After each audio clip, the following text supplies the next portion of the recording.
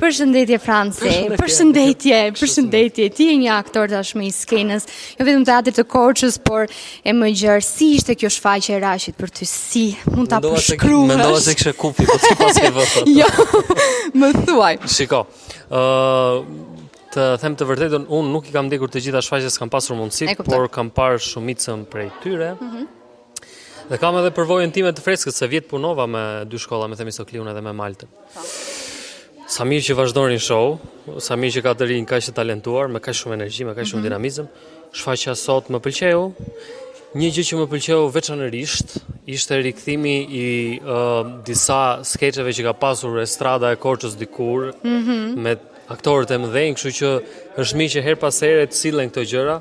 Edhe ishte shumë kënaqësi dhe emocion, sepse unë jam rritur me ato.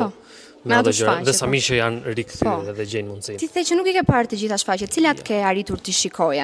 Cilat shkolla në rast se të Pash Rashin, pash Themistokliun, pash edhe Maltën. Okej, nga këto të treja. Nuk po të them të më thuash cila ishte më e mira, po do të them më thuaj kontrastin midis tyre. Shiko, ka pasur një gjë. Se cila shfaqje ka pasur elemente shumë të bukura. Si me thënë, Rashi sot kishte ca gjëra shumë të bukura, Malta po ashtu, Themistokliu po ashtu.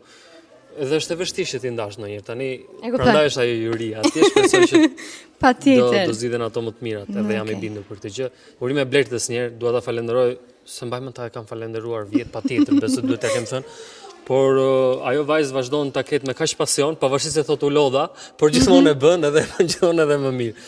Kështu që mezi po presim finalin, për fat keq nuk do vi ta shikoj dot se jam në Korçë. Por ne do të dërgoj mesazhin që e kemi fituar.